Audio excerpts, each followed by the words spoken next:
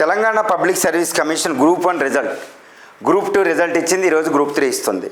Group 1కి సంబంధించి కొన్ని ఇన్యాడిక్వేసీస్ ఉన్నాయి. నేనే లెటర్ రాశాను స్వయంగా. ఓకే, తప్పక ఒకప్పుడు I defended the APPS Telangana public service commission. Finally నేనే అఫెండ్ అవ్వాల్సి వచ్చింది. ఎందుకంటే తెలుగు మీడియం అభ్యర్థులని, ఏజ్ అని, ఇలా సెగ్రిగేషన్ అని ఎన్నో ఉన్నాయని ఒక లెటర్ రాస్తే Telangana public service commission response ఇచ్చింది. I am very thankful.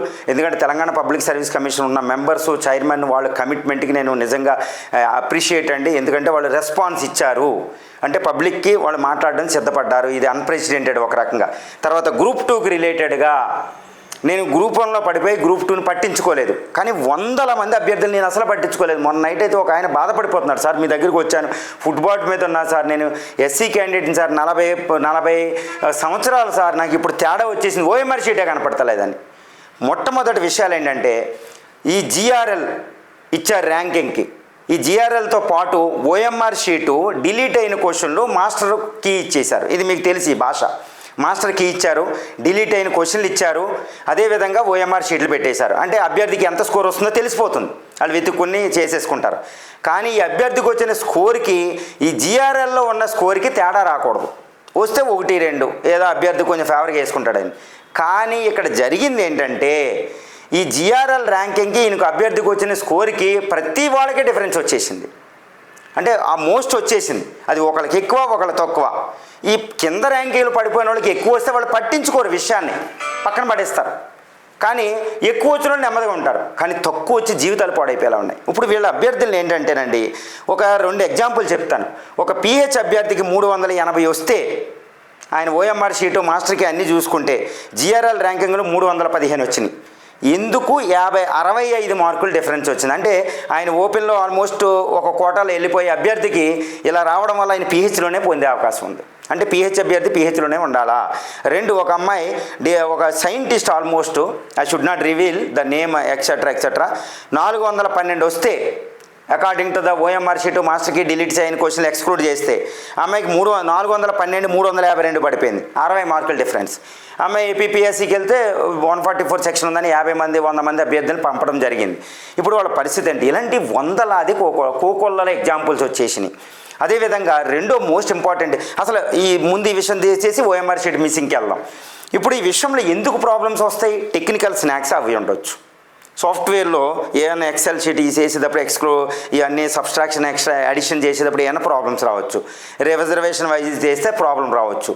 రిజర్వేషన్ ఏదైనా జరగకపోతే కంప్యూటర్ ఆపరేటర్లు ఏం చేస్తారంటే మొత్తం ఒక 20 అటు ఇటు తీసి పెట్టేస్తూ ఉంటారు. ఈ బడ్జెట్లో అలా జరుగుతూ ఉంటాయి. బడ్జెట్ సెషన్ ఏమైనా పెడతా ఉంటే ఆఫీసులో తీసేయడం, ఏం చేసిన పైన ఫిగర్లు చూపిస్తారు మొత్తం దాన్ని సరిపెట్టేసి. అలా ఏదైనా జరిగిందా టెక్నికల్ స్నాక్ చూసుకోవాలి.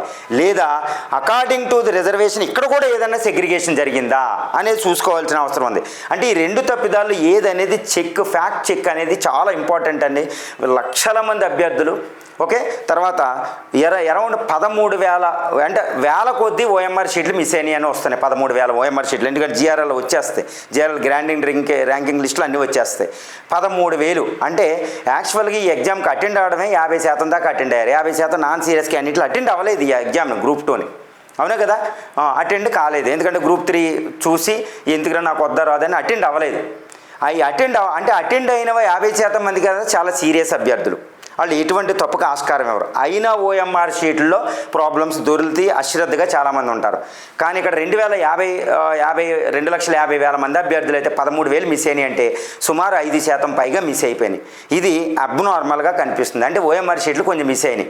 ఎక్కువ స్కోర్లు వచ్చేవాళ్ళు ఎట్టి పరిస్థితులు మిస్ అయ్యారు చాలా వరకు. నేను ఓఎంఆర్ షీట్ మీద చాలా స్పెషల్ అబ్జర్వేషన్ చేస్తాను నేను. ఓకే, 7 ఫిలిమ్స్లు ఉంది కాబట్టి నేను చెప్తాను నా ఎగ్జామ్ రూమ్ స్ట్రాటజీ కూడా. ఓఎంఆర్ షీట్లో తేడా చేయకండి, టైం పెట్టుకోండి, బబులింగ్ ఇలాగా, ఈ ర్యాంకింగ్ ఫైనల్ కోడ్ ఇలాగ చాలా జాగ్రత్తగా చెప్తాను. చిన్న పెన్న కూడా పడకూడదు అని మేము చెప్తూ ఉంటాం అనమాట. సో వీళ్ళకి మిస్ అవ్వడం అనేది అబ్నార్మల్గా కనిపిస్తుంది. సర్వీస్ కమిషన్ ఇప్పుడు నేను ఏం రిక్వెస్ట్ చేస్తున్నానంటే సర్వీస్ కమిషన్ ఈ విషయం మీద ఒక్కసారి దృష్టి పెట్టాలి. ఏమీ లేదు, జిఆర్ఎల్ ఏదైనా తేడాలు వస్తే, కంప్యూటర్స్ టెక్నికల్ స్నాగ్ వస్తే, సాఫ్ట్వేర్స్ వాళ్ళకి ఏంటంటే ఏమీ నాలెడ్జ్ ఉండదు ఎక్సెప్ట్ టెక్నికల్ నాలెడ్జ్. వీళ్ళకి ఏమీ తెలియదు అనమాట. మనమే దగ్గర కూర్చోబెట్టుకున్నాం, ఎంత ఆఫీసర్ అయినా, ఐఏఎస్ ఆఫీసర్ అయినా, ప్రిన్సిపల్ సెక్రటరీ అయినా, ఓకే, ఈ దగ్గర కూర్చుని ఆ కంప్యూటర్ ఆపరేటర్తో పని చేయించుకుంటారు. మనం ఒక్క నిమిషం వెళ్తే ఎన్నో తేడాలు చేసేస్తారు వాళ్ళు. అందుకని చాలామంది ఐఏఎస్ ఆఫీసర్లు చాలామంది, నేనైతే నా ఆఫీసులో నేను ఎప్పుడు కూర్చొని నా ల్యాప్టాప్లో నేనే వర్క్ చేసుకొని నేనే లెటర్ ఫ్రేమ్ చేసుకునేవాడిని ఏది చేసినా. ఇలా ఏదైనా టెక్నికల్ స్నాగ్ వస్తే రెక్టిఫై చేయండి. This is not a problem, that is not a defeat on the part of the service commission అండి. ఇప్పుడు గ్రూప్ 2 అభ్యర్థులు వేల కొద్ది అభ్యర్థులు చాలా వేదన చెందుతున్నారండి. ఇక్కడ ఏంటంటే సరైన ఒక్క అభ్యర్థి కూడా నష్టపోకూడదు. వాళ్ళు జీవితం పెట్టి జీవితాన్ని ఇన్వెస్ట్ చేస్తుంటారు. ఒక జన్మ వేస్ట్ అయిపోతుంది, ఒక జన్మ వాళ్ళది వేస్ట్ అయిపోతుంది. ఆ మనోవేదన, రిపెంటెంట్ అనేది, ఆ మనోవేదన అనేది జీవితకాలం వెంటాడుద్ది. వాళ్ళ సిస్టమ్ మీద నమ్మకాన్ని పోకూడదు. ఒరే నువ్వు పోయావు, నువ్వు డిఫీట్ అయ్యావు, వెదవా నీకు సామర్థ్యం లేదంటే వాడు పడతాడు. సామర్థ్యం లేకపోతే, సామర్థ్యం ఉన్నవాడిని ఇది అన్నాం అనుకోండి, వ్యవస్థ మీద నమ్మకం పోగొట్టేసుకుంటారు. సో ఇది చాలా important. I'm very sorry to discuss this issue అండి. సర్వీస్ కమిషన్ ఈ విషయం మీద వేలాది మంది గ్రీవెన్సెస్, అంటే గ్రూప్ 1 గ్రూప్ 2 రిలేటెడ్గా ఒక గ్రీవెన్స్ ఎలా పెట్టి ప్రతి అభ్యర్థి కోసం మాట్లాడండి. వ్యాధి ఏదైనా తప్పు జరిగినా వాడితో బాగా మాట్లాడితేనే వాళ్ళు వెళ్ళిపోతారు. భారతీయులకు ఉన్న ఒక లక్షణం ఏంటంటే, తెలంగాణ పీపుల్కి ఉన్న ఒక లక్షణం ఏంటంటే, మనం కూడా ఆఫీసుల్లో ఎవరైనా ఒక రైతు వస్తే, ఒక ప్రాబ్లం వస్తే, నేను చాలాసార్లు చేసేవాడిని, ఫస్ట్ ఆయన కుర్చీలో కూర్చోబెట్టి ఆయన బాధ వింటే, ఆయన బాధ తీరకపోయినా వెళ్ళి నా ఆఫీసర్ విన్నాడు, అబ్బా ఇంత మంచి ఆఫీసర్ అని చెప్పుకుంటారు. ఒక టీచర్ వెళ్ళిపోతుంటే పిల్లలు ఏడ్చేస్తున్నారు. నేను సర్వీస్ కమిషన్ వేడుకుంటున్నా, గ్రూప్ 2 అభ్యర్థుల యొక్క మనోవేదన అన్నీ బయటికి తీసి ఈ విషయం మీద చూస్తారు. ఎందుకంటే టెక్నికల్స్ నాకు ప్రతి వాళ్ళు ఇన్ని కేసులు ఎందుకు వస్తాయి అసలు? మీరు డిలీట్ క్వశ్చన్ చేసేసిన తర్వాత, ఈ అన్ని మాస్టర్ కీ పెట్టిన తర్వాత, అన్నీ పెట్టిన తర్వాత ఈ జిఆర్ఎల్కి వీళ్ళ స్కోర్కి ఎందుకు ల్యాగ్ వస్తుంది, ఎందుకు తేడా వచ్చేస్తుంది ఈ విషయం? అంటే సంథింగ్ ఈజ్ హ్యాపెండ్ అని ఈ విషయం మీద దృష్టి పెట్టాలి.